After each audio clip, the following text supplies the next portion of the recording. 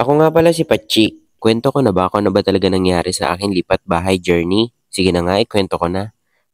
So ayun na nga, pagkatapos ko nga magtrabaho, ay napabili na nga ako ng mga gamot. Nabalitaan ko kasi na si tatay ay tatrangkasuhin. Nabanggit niya sa akin na masama daw ang pakiramdam niya. Kaya sa video ito ay magiging doktor muna si Pachi. Kasi may bagong pasyente na naman tayo. Ito kasi si tatay ay galing sa trabaho. Pagdating niya dito ay bagsak na. Halata mo talaga sa itsura niya kapag masama ang pakiramdam niya. Ang trabaho nga pala ni tatay, gumagawa sila ng bahay. Kaya siguro sumama yung pakiramdam niya kasi pabago-bago yung panahon. Minsan sobrang init tapos biglang uulan. Kaya baka to si tatay siguro na ulanan. Kahit nga ako pag ganun yung panahon, ay sumasama din ang pakiramdam ko. Pag nakakaramdam ako ng lalagnatin ako ay umiinom agad ako ng gamot para hindi na tumuloy kung ano man yung nararamdaman ko. Sa mga oras nga na to, ang nararamdaman ko gutom. Bali kasi mga anong oras na ako nakarating sa bahay. Siguro mag-aalas 8 na. Bahay, tulog, trabaho. Boray ni ina may ng baby time. Doon lang nga umiikot yung mundo ko. Ang paay pag ganito rotation. Dahil na makainom.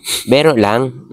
Siyempre sobrang thankful ko dito sa bahay na to. Kasi yung mga kasama ko dito sa bahay ay mga ka-close ko na. Kaya hindi ako nahihirapan makisama. Parang feeling ko dito na ako magbabagong buhay. Pagkatapos ko nga labo-labuhin yung mga plato, ay ito namang uniform ko ay nilabo-labo ko. Kada ika 2 days nga ay naglalaba ako ng uniform ko. Hindi na ako nagdadagdag ng uniform kasi nag-iipon ako. Dito sa bahay, madalas gabi na lang kami nagkakasarabay kumain. Ito kasi si nanay ay hindi makakain nang wala ako. Nalulungkot daw kasi siya kumain na mag-isa kaya inaantay niya ako. Kahit din naman ako nalulungkot ako kapag mag-isa ako. Kahit anong piliin yan, pipiliin ko pa rin siya. Gagi, wala nang ganun. Baliin ko yung spinal cord mo kapag pumili ka ng iba. Biro lang,